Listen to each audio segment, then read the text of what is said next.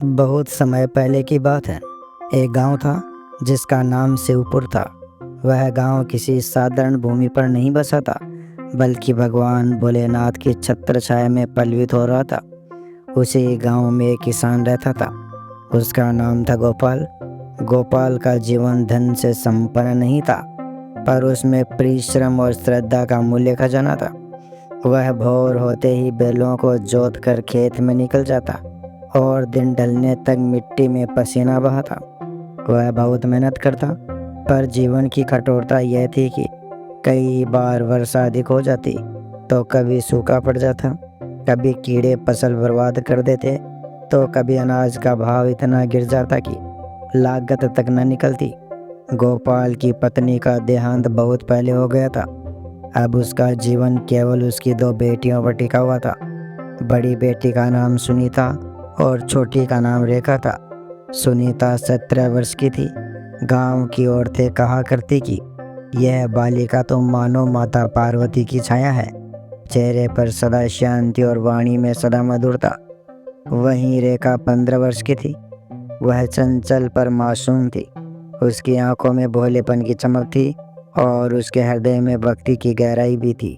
गांव की गलियों में जब भी उसका भजन गाने का स्वर उठता तो लोग काम छोड़कर सुनने लगते। गोपाल अपनी बेटियों को देख अक्सर कहता, मेरे पास धन नहीं, पर भगवान ने मुझे इन दो रत्नों का आशीर्वाद दिया है। यही मेरा खजाना है, यही मेरी पूजा है। शिवपुर गांव के बीचों बीच एक प्राचीन मंदिर था। कहा जाता था कि यह मंदिर शिव पार्वती जी की कृपा से बना था। उसकी घंटियाँ इतनी मधुर थी कि हर सुबह और हर संध्या पूरे गांव को भक्ति में डुबो देती। सुनीता और रेखा प्रतिदिन उस मंदिर में जाती। वे शिवलिंग पर जल चढ़ाती, बेल पत्र अर्पित करती और माता पार्वती के चरणों में फूल सजाती। उनकी प्रार्थना कभी धन या वैभव के लिए नहीं होती थी। वे केवल यही कहती, हे भोलेनाथ, हमारे पिता की मेहनत सफल हो, हमारे घर में सदैव शांति और संतोष बना रहे और हमें सदैव आपके मार्ग पर चलने की शक्ति मिले। गांव में एक धनी व्यापारी रहता था। उसका नाम था लाला विष्णुदास। वह किराने की दुकान का मालिक था और पूरे गांव को अनाज, तेल, घी और अन्य सामान उसी की दुकान से मिलता था। लाला विष्णुदास धनी अवश्य था, पर हृदय से कठोर और स्वभाव से घमंडी था। वह किसी से बात करता तो मानो उपकार करता हो। गांव वाले उसे चिढ़ते थे, क्योंकि बहुतों पर उसका उधार चढ़ा हुआ था। गोपाल भी कई बार मजबूरी में उसी से उधार लेता था। उसकी हालत यह थी कि कभी भी दुकान पर जाता तो विनम्र स्वर में कहता, लाला जी, आधा सेर दाल दे दीजिए, फसल बिकेगी तो हिसाब चुका दूंगा। लाला ऊंचे स्वर में हंसता और कहता, अरे गोपाल, तेरा उधार तो कब का बढ़ गया, पर ठीक है, ले जा, भगवान ही तेरा कर्ज चुकाएंगे। गोपाल चुपचाप यह सुन लेता। गरीबी उसे झुकाती, पर उसके भीतर का स्वाभिमान यह कहता कि मैं मेहनत से ही यह सब चुका दूंगा। गांव की औरतें अक्सर गोपाल से कहती, भाई गोपाल, तेरी बेटियां तो बहुत सुंदर है, इन्हें सुरक्षित रखना, जमाना अच्छा नहीं है। यह सुनकर गोपाल का हृदय कांप उठता। वह जानता था कि गरीब आदमी के लिए सुंदर बेटियां वरदान भी होती है और कभी कभी अभिशाप भी। उसे सबसे अधिक चिंता रेखा की होती, क्योंकि उसकी सुंदरता और मासूमियत दोनों ही लोगों का ध्यान खींच लेती थी। गोपाल रात को जब खेत से लौटा तो दोनों बेटियों को देखता और मन ही मन भगवान से प्रार्थना करता, हे भोलेनाथ, आप ही मेरी बेटियों की रक्षा करना। मैं तो गरीब आदमी हूँ, पर इन फूलों की लाज आपके हाथों में है। धीरे धीरे लाला विष्णुदास की नज़र भी रेखा पर जाने लगी। वह उसे कभी मंदिर जाते हुए देखता, कभी कुएं पर पानी भरते हुए। उसके मन में विचार आने लगे जो अच्छे नहीं थे। यह लड़की तो बहुत रूपवती है, गरीब किसान की बेटी है, यदि मैं चाहूँ तो इसे अपने वश में कर सकता हूँ। लेकिन वह अपने विचारों को प्रकट नहीं करता था। गांव वाले उसे सम्मान से सेठ जी कहते थे और वह इस आवरण में अपने मन की गंदगी छिपा लेता था। एक दिन की बात है, घर में चावल समाप्त हो गया। गोपाल की तबीयत खराब थी तो उसने छोटी बेटी रेखा से कहा, बेटी, सेठ जी की दुकान से आधा सेर चावल ले आ, कह देना फसल आने पर पैसा चुका देंगे। रेखा ने सिर हिलाया और एक थैला लेकर चल पड़ी। वह जब दुकान पहुंची तो लाला विष्णुदास ने उसे देखा। उसके मन में अजीब हलचल हुई। वह मुस्कुराकर बोला, क्या लोगी? रेखा ने संकोच से कहा, बाबा ने आधा सेर चावल मंगाया है। लाला ने चावल तोले, थैले में डाले और धीरे धीरे उसकी ओर बढ़ाया। उसकी नज़रें रेखा के मासूम चेहरे से हट नहीं रही थी। रेखा ने जल्दी से थैला लिया और घर लौट गई। उसी क्षण से सेठ के मन की वासना और गहरी हो गई। उसने ठान लिया कि किसी न किसी दिन वह इस बालिका को अपने वश में कर लेगा। गांव का जीवन अपनी गति से चल रहा था। सुबह खेतों में हल चलता, दोपहर को औरतें कुएं पर पानी भरती और शाम को शिव मंदिर की घंटियां पूरे गांव में गूंजती। किंतु इस साधारण से जीवन में एक सेठ था जिसके मन में असाधारण कुटिलता जन्म ले चुकी थी। जिस दिन रेखा पहली बार उसकी दुकान पर आई थी, उसी दिन से उसके मन में एक पाप अंकुरित हो चुका था। वह जब भी दुकान पर बैठता, ग्राहकों के आने जाने के बीच उसकी आंखें बार बार उसी गली की ओर उठ जाती जहां गोपाल का घर था। कैसी मासूम बालिका है और कितनी रूपवती है। यदि यह मेरी हवेली में आ जाए तो जैसे दीपक में नया तेल भर जाए। उसकी नीयत दिन ब दिन बिगड़ती चली गई, परंतु बाहर से वह वही बनावटी मुस्कान और मीठी बातें करता ताकि कोई उसके भीतर के अंधकार को पहचान न सके। उधर गोपाल का जीवन संघर्ष से भरा हुआ था। खेत में इस बार बारिश कुछ कम हुई थी, इसलिए फसल कमज़ोर रही। गोपाल ने सोचा, इस महीने भी सेठ से उधार लेना ही पड़ेगा। खाने के लिए तो चाहिए ही, चाहे जैसे भी। एक दिन जब गोपाल खेत में काम कर रहा था, तभी घर में अनाज समाप्त हो गया। सुनीता ने कहा, बाबा, आज मैं दुकान चली जाऊंगी। परंतु गोपाल बोला, नहीं बेटी, तो घर का काम देख, रेखा को भेज दो। रेखा बोली वाली थी। उसने सिर हिलाया, थैला उठाया और दुकान की ओर चल पड़ी। दुकान पर पहुंचते ही लाला विष्णुदास ने उसे देखा। उसके चेहरे पर बनावटी मुस्कान छा गई। आओ बिटिया, आज किस लिए आई हो? रेखा ने नम्र स्वर में कहा, बाबा ने कहा है कि आधा सेर चावल और थोड़ी दाल दे दीजिए। लाला ने सामान तोला और थैला उसकी ओर बढ़ाया, परंतु इस बार उसके शब्द अलग थे। वह बोला, रेखा, तुम तो रोज रोज दुकान पर आती हो, क्यों न कभी मेरी हवेली आओ। वहाँ बड़ी अच्छी मिठाइयाँ बनती है, तुम्हें पसंद आएगी। रेखा ने संकोच से सिर झुकाया और धीरे से बोली, मुझे घर जाना है। और वह जल्दी से थैला उठाकर लौट गई। रेखा की झिझक ने सेठ को और उत्तेजित कर दिया। उसने ठान लिया कि वह इस बालिका को अपने जाल में फंसाएगा। वह अब चालाकी से बातें करने लगा। कभी दुकान पर अतिरिक्त गुड़ दे देता तो कभी कहता, तुम्हारे बाबा पर बहुत उधार चढ़ा है, पर तुम आई हो इसलिए मैं हिसाब बाद में लिख लूँगा। रेखा मासूम थी, उसे यह सब एहसान लगता और वह केवल धन्यवाद कहकर घर लौट आती। पर उसके दिल में एक अजीब सी असहजता होने लगी। गांव के लोग यह सब देखते पर कोई आवाज़ नहीं उठाता। कारण साफ था, सेठ की पकड़ बहुत मजबूत थी। जिसने भी उसके खिलाफ कुछ कहा, उसका उधार वसूला जाने लगा या दुकान से सामान मिलना बंद हो जाता। गांव की खामोशी ने उसकी नीयत को और बल दिया। एक दिन सेठ ने अपनी योजना बनाई। उसने अपने नौकर से कहा, कल जब रेखा आए तो उसे कहना कि सामान हवेली से मिलेगा, मैं वहीं बैठा रहूँगा। अगले दिन सचमुच ऐसा ही हुआ। गोपाल ने रेखा को भेजा और रेखा सीधे सेठ की हवेली पहुँच गई। हवेली में उस दिन सुनसान माहौल था। नौकर भी दूर भेज दिए गए थे। लाला विष्णुदास ने उसे देखकर कहा, आओ बेटी, अंदर आओ, यहाँ सामान रखा है। रेखा संकोच में थी पर भोली थी। उसने सोचा शायद सचमुच सामान यहाँ रखा हो और वह भीतर चली गई। भीतर पहुँचते ही लाला विष्णुदास की असलियत सामने आई। उसने अपने छल और लालच का परिचय दिया।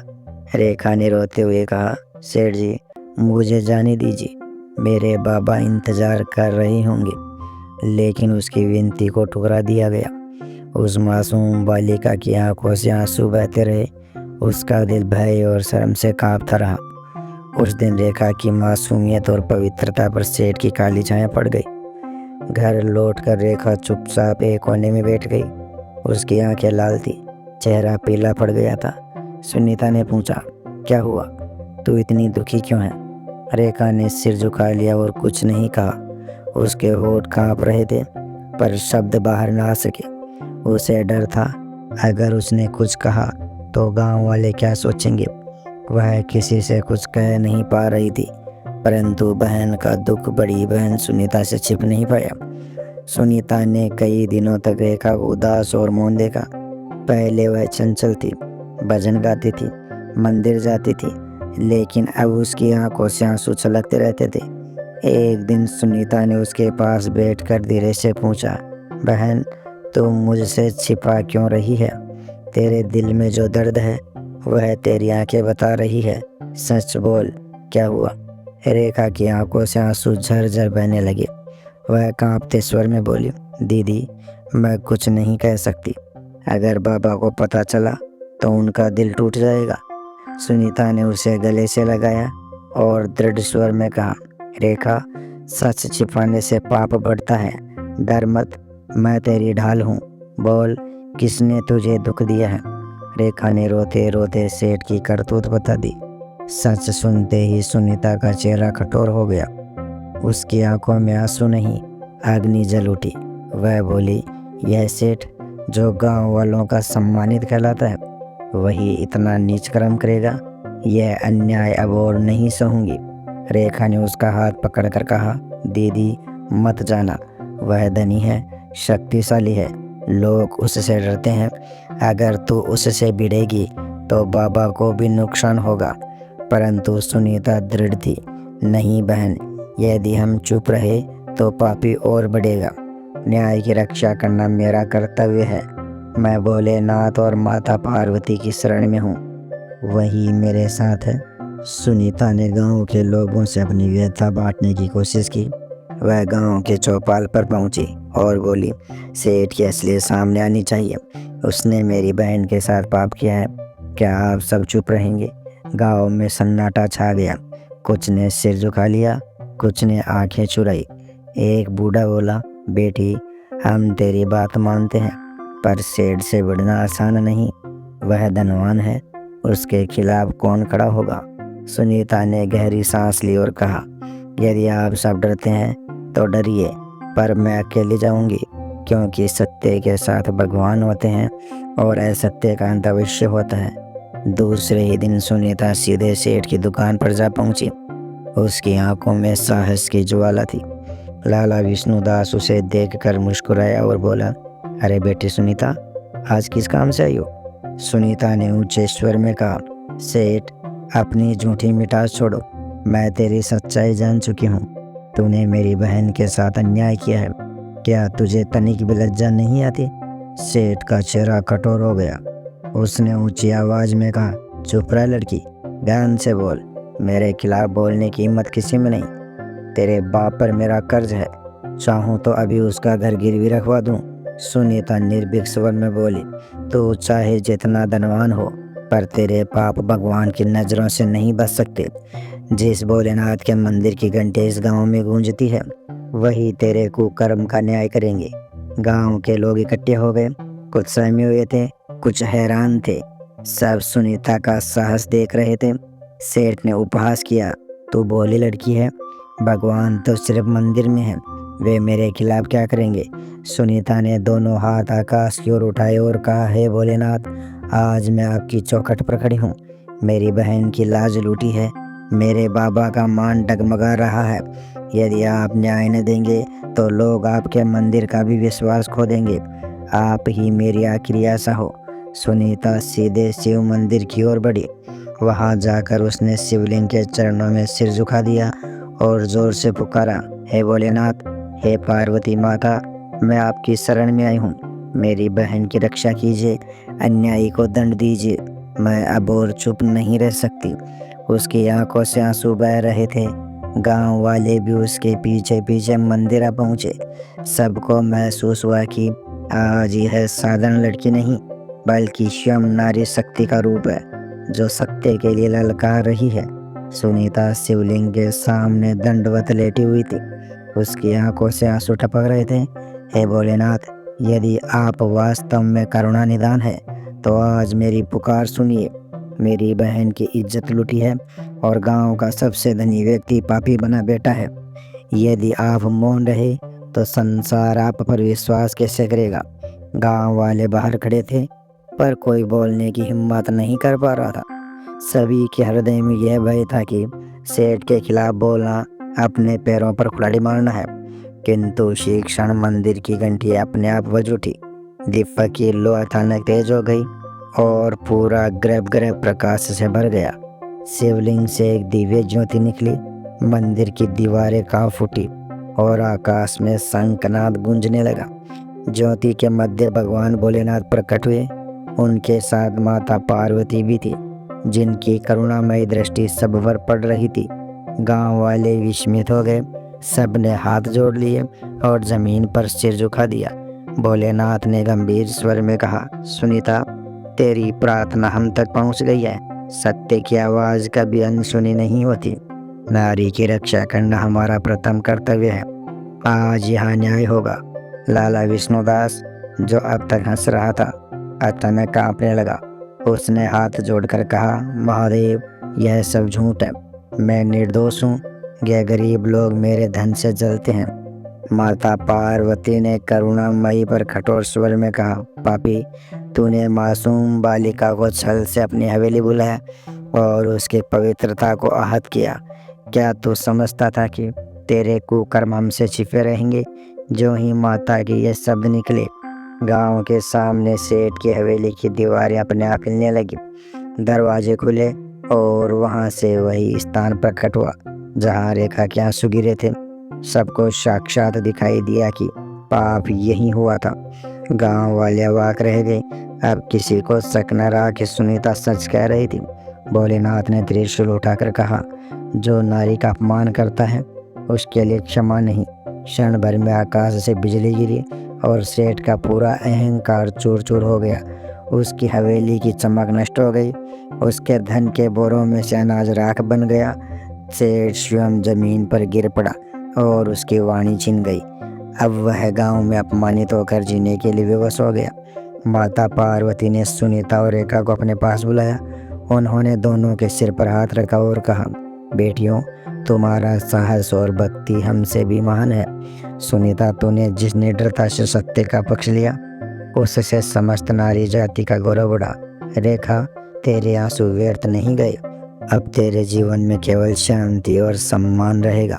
भोलेनाथ ने गोपाल किसान को आशीर्वाद दिया, तेरी मेहनत अब व्यर्थ नहीं जाएगी। तेरे खेत हरे भरे रहेंगे। तेरा घर अन्न और संतोष से परिपूर्ण होगा। उस दिन के बाद शिवपुर गांव की दशा बदल गई। अब कोई गरीब किसान सेठ के सामने झुकता नहीं था। लोग विश्वास से कहते, जिस गांव में भोलेनाथ और माता पार्वती न्याय देते हैं वहाँ अन्याय का कोई वश नहीं चलता। सुनीता और रेखा गांव की बेटियों के लिए आदर्श बन गई। लोग अपनी बालिकाओं को उनकी कथा सुनाते और कहते, देखो, सच्चाई और भक्ति में कितनी शक्ति होती है। समय बीतता गया पर वह दिन गांव की स्मृतियों में अमर हो गया। कथा का संदेश सबको यह याद दिलाता रहा, जो नारी के सम्मान पर आघात करता है वह चाहे कितना भी धनवान या शक्तिशाली क्यों न हो, अंततः शिव शक्ति के न्याय से बच नहीं सकता। और जो सत्य और साहस के मार्ग पर चलता है उसका रक्षक शिव महादेव बन जाते हैं। दोस्तों, इस कथा से हमें यह शिक्षा मिलती है कि सत्य और साहस कभी हारते नहीं। नारी का सम्मान करना ही सच्चा धर्म है। अन्यायी चाहे कितना भी धनी और शक्तिशाली क्यों न हो, अंत में उसका पतन निश्चित है। और जो श्रद्धा और निष्ठा से भगवान का स्मरण करते हैं उसके जीवन में भलाई और न्याय स्वयं भगवान उतर कर करते हैं। प्यारे मित्रों, अगर आपको यह कहानी अच्छी लगी हो तो इसे लाइक करें, अपने मित्रों और परिवार के साथ शेयर करें और ऐसी ही प्रेरणादायक कथाएं सुनने के लिए हमारे चैनल को सब्सक्राइब करना मत भूलना।